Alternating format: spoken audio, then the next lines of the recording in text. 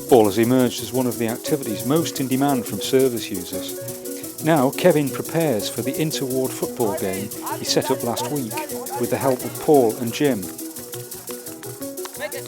We chalked up the pitch with flour and some string to make the line straight, and we was able to make for an enjoyable session.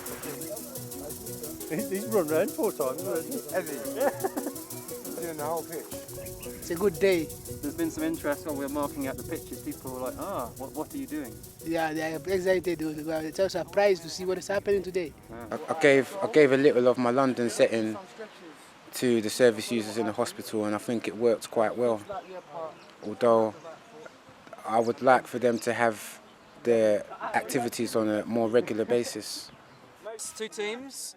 We have claret and blue, and we have white. Well, we had kits as well, provided by one of one of the members of our team, and he provided a lot of shirts, full kit for 11 aside. It's good defense. I play number 7. Good defense. I'm feeling joy.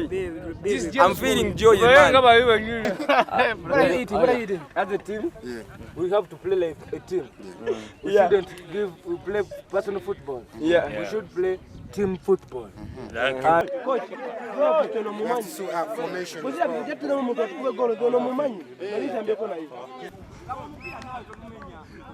We play football in London, and for the mental health service users it works really well because it builds on their confidence, their self-esteem, they're motivated, it reduces the stigma and eventually move on to employment.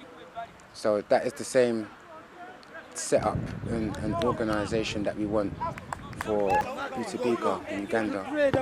Well, it shows the power of football, that it can spread thousands of miles in all directions, and people know all the different teams, they know all the different players. You can use that as sort of a way in to talk to people and connect with them.